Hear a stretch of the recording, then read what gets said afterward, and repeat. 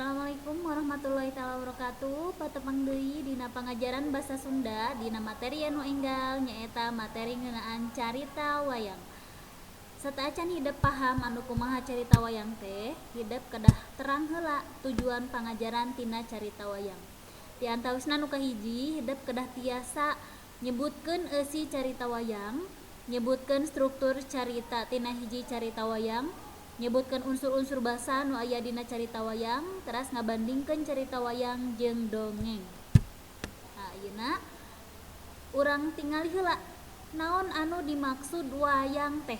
Sacara etimologi, ieu wayang teh asalna tina kecap bayang atawa kalangkang wangun adeg pangadegna jelema, boh lahirna, boh batina. Janten rengkak paripolah wayang teh diibaratkeun sapertos jalmi, boh sifatna boh rengkak paripolahna.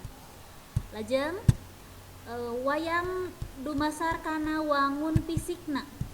Wayang dumasar kana wangun fisikna di dieu teh sapertos jejelemaan atawa boneka tina kulit atawa tina kai. Janten wangunna teh aya nu tina kulit anu disebat wayang kulit atawa nu tina kai. Sedengkeun dumasar kana pagelaranana, wayang teh kalebet kana seni pagelaran anu khas. Naon khasna teh? Nyaeta anu lengkep. Aya seni prosana, aya dramana, aya seni musikna. Janten lengkep pisan sadayana nyangkaruk aya dina carita wayang. Ieu harti wayang dumasar ka sababaraha ahli. Di antawisna anu kahiji numutkeun pranowo netelakeun yen wayang teh nyaeta salah sahiji wangun teater tradisional anu pangbuhuna. Berarti salah sahiji wangun teater anu pangkolotna. Eta numutkeun pranowo. Sedengkeun nurutkeun ruhaliah wayang teh asal kecapna tina wa jeung hyang. Wa nyaeta wadah, hyang nyaeta dewa. Wayang nyaeta sarupa jejelemaan tina kulit atawa tina kai nu diibaratkeun, nu dilalakonkeunana teh dina carita saperti Mahabharata, Ramayana jeung saterusna.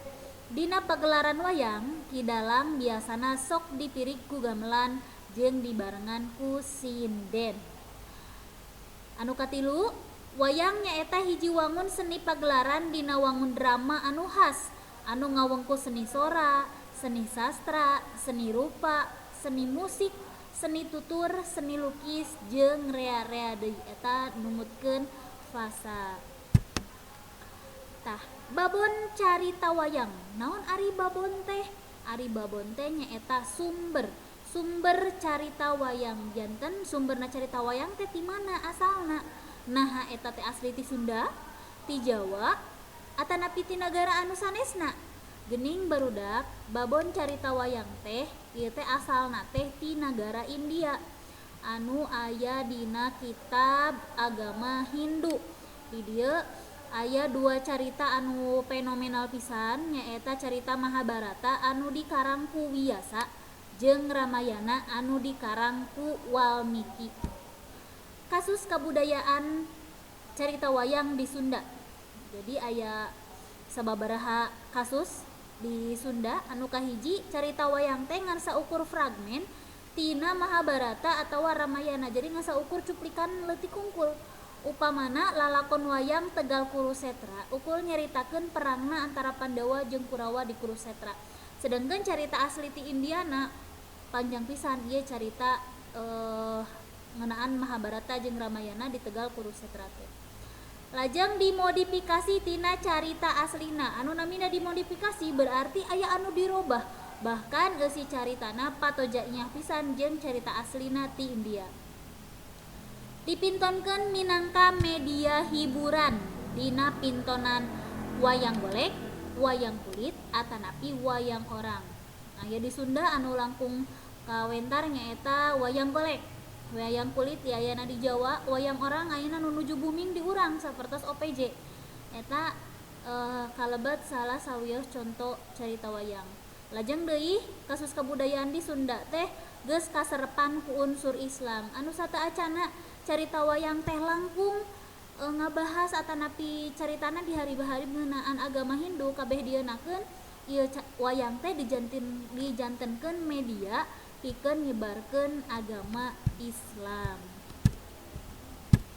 Nah, mikanya ho carita jeung istilah babagian pagelaran wayang.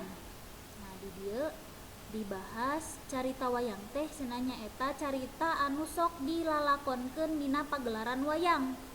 Ari nu jadi babon atawa sumber carita wayang teh nyaeta carita Mahabharata jeung Ramayana anu umurna eta dua carita teh leuwih ti 2000 tahun. Berarti matak disebut buhun tadi dibahas di awal geuning yuswana teh atos leres-leres teu tiasa disebat anom deui. Carita Mahabharata dianggit atawa dikarang ku Wyasa. Panjangna teh 200.000 jajar atawa 100.000 sloka. Nah, dina Mahabharata palaku utama anu nyekel keadilan teh nyaeta Palaputra Pandawa, sedang pihak musuhna nyaeta Palaputra Kurawa. Anapun carita Ramayana dianggitna teh ku Walmiki, panjangna 48.000 jajar atawa 24.000 sloka. Nah, dina carita Ramayana mah palaku utamana teh nyaeta Batara Rama, Sinta, aya Laksmana, tah sedengkeun musuhna nyaeta Prabu Rahwana atawa Dasamuka. Di dieu hidup kedah uninga ngeunaan bebedaan carita wayang di urang jeung aslina ti India. Naon bedana nu kahiji? Di India mah teu aya punakawan saperto Semar, Cepot, Dawala, Gareng. Eta mah estuning hasil modifikasi carita wayang nu aya di urang atawa nu aya di Sunda. Nah, carita di urang mah aya punakawan Semar, Cepot, Dawala jeung Gareng anu tuhu ngabdi ka Pandawa dina lalakon wayang. Tah si Semar teh kacaritakeun sakti, bahkan sakti batan dununganana, malahan leuwih sakti tibatan dewa eta Semar. Anu kadua tokoh Dorna. Dorna kacaritakeun jadi guru Pandawa jeung Kurawa anu boga sifat wijaksana jeung dipihormat. Ieu di India, jadi teu milih salah sahiji pihak.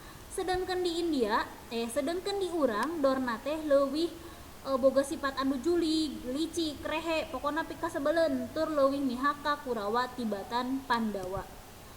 Lajeng tokoh Gatotkaca di India mah ternyata Gatotkaca teh lain tokoh penting, tapi dicaritakeun age ngan saukur pas rek maotna hungkul. Sedengkeun di urang Gatotkaca teh jadi tokoh anu kacida pentingna, bahkan aya anu khususon nyaritakeun Gatotkaca, contohna aya Jabang Tutuka, Pergiwa-Pergiwati jeung Brajamusti. Tah tilu judul carita wayang teh khususon nyaritakeun Gatotkaca. Lajeng aya tokoh Sri Kandi. Sri Kandi di India teh geuningan lain awewe geulis. Sedengkeun di urang lamun aya awewe geulis jago kana mentangkeun gondewa, ya jago kana panah, jago bela diri sok disebat Sri Kandi. Tadi urang mas Sri Kandi teh awewe geulis nu jadi pamajikan kadua Arjuna. Ya, eta beda pisan patojanya. Lajeng tokoh Drupadi. Drupadi teh poliandri, lamun pameget poligami, pamistri poliandri. Jadi di India mah Drupadi teh jadi pamajikanana Pandawa 5. Yudhistira, Bima, Arjuna, Nakula jeung Sadewa. Sedengkeun di urang Drupadi ukur jadi pamajikan natanapi prameswarina Yudhistira.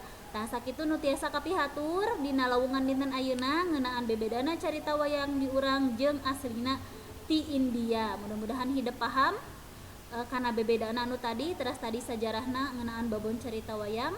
Wilujeng patepang deui dina lawungan anu salajengna. Wassalamualaikum warahmatullahi wabarakatuh.